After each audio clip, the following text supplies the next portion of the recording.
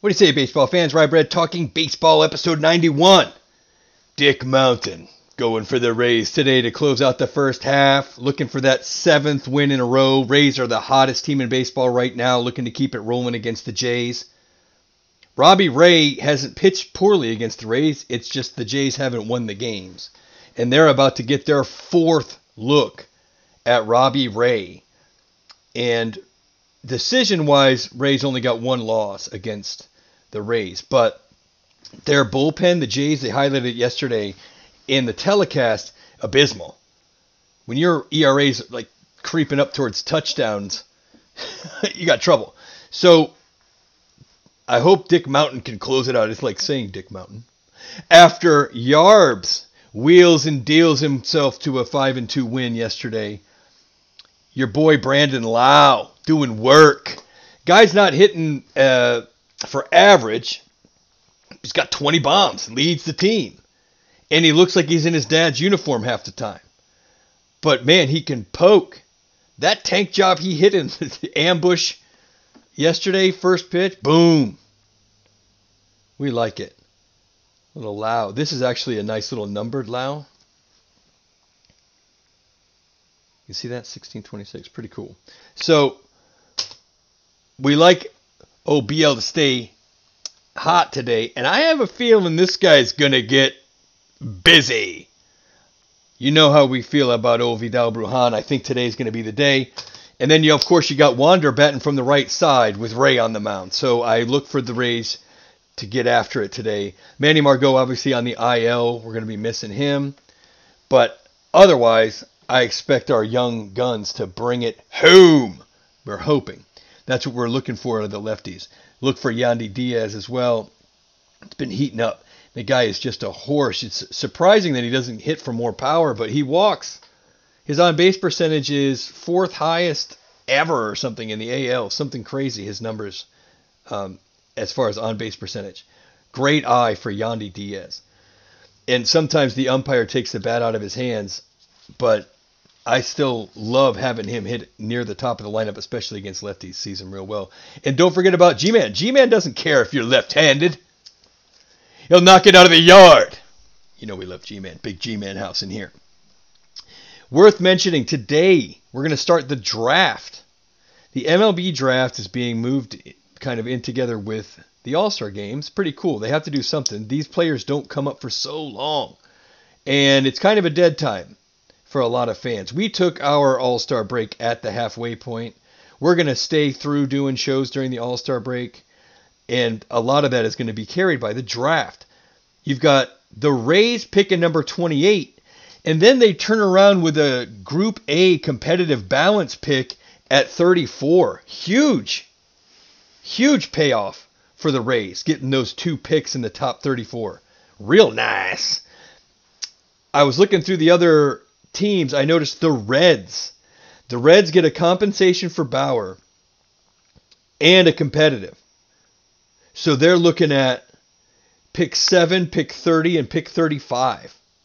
That Bauer deal is looking great for them. But the Reds, with 3 picks in the top 35, they're going to be the team to watch as far as the draft goes here.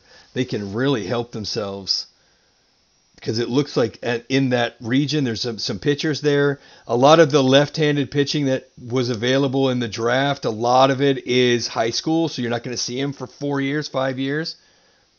The college pitchers, there look like some good right-handed college pitching. And the batting, I don't translate it well. I've watched a lot of college baseball.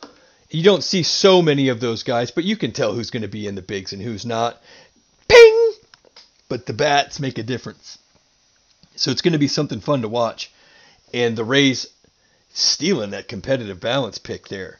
After a show in the World Series, got to balance out the competition. Love it for the Rays. Brandon Lowe hits number 19 and 20, like we said.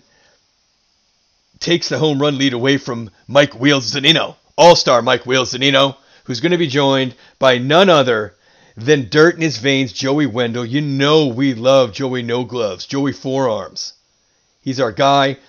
Came over, I looked at the transaction. I saw something on Twitter where Wendle has a higher WAR than Stanton when Stanton got traded to the Yankees for cash and Jorge Guzman, Jose Devers, and Sterling Castro,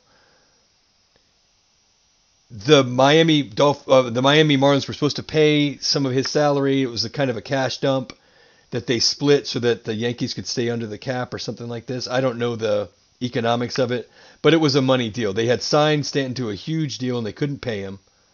So as a result, it was kind of easy to look at the numbers, and Wendle came over from the A's, our A's that we also love, for Jonah Heim in the same month, like a couple of days later at the winter meetings. And since then, Wendle has a higher WAR. This year, Wendle's almost got double the WAR. He's going to the All-Star game, and Stanton is not. When that deal was made, it was like, oh my God, evil empire, it's over. They're going to have Stanton and Judge. It hasn't worked out for them that way. They've got these right-handed power bats in Yankee Stadium. It's not working out so far. Yankees are not done, though. I noticed yesterday they're not going to be too far back in the wild card here at the break. The Angels lost again, but they're not completely out of it. But that's a 500 ball club.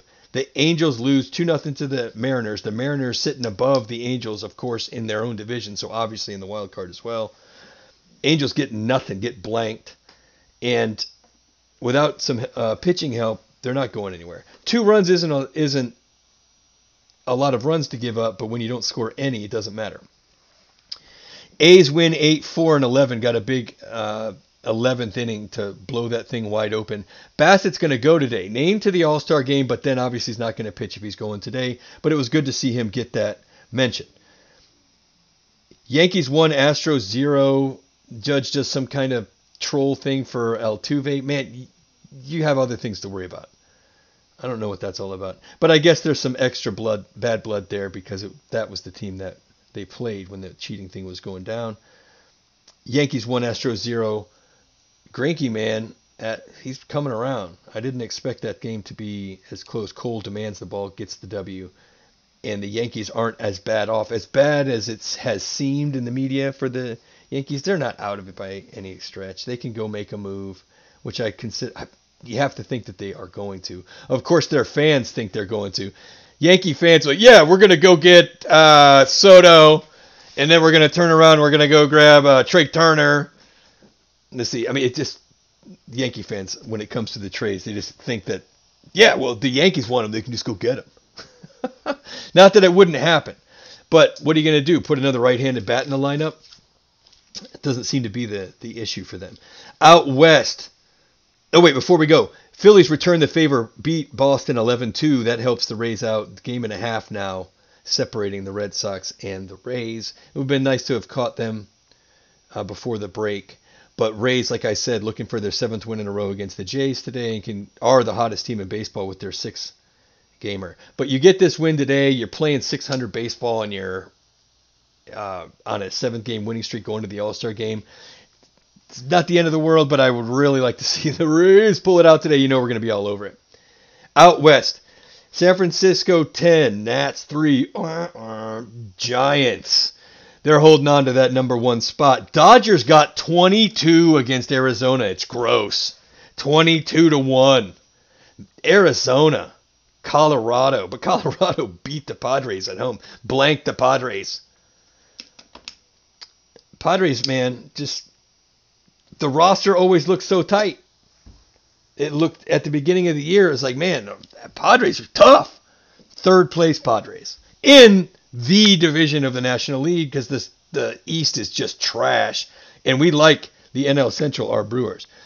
We went and got a few of these Machados, the least favorite player in sports right now. He's earned some of his reputation. But we picked up a lot of Manny. I actually sold a Manny on ComC. He's got the lovers or the haters kind of for Manny Machado. That's going to about do it for today. We're going to be all over this game. Before we go, condolences, man. Ronald Acuna Jr., ACL torn. He's done for the year. He's on my fantasy team, but I don't care, man. It's just, he's such a dynamic player.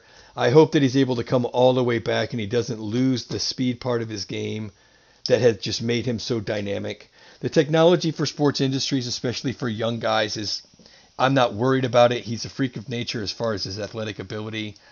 And I know he's dedicated. And, man, it stings for the Braves. And that's going to pretty much, I think, tank their season. He's obviously the engine that makes that offense go. Freeman's a hell of a player. But without Acuna, it's just a different team there.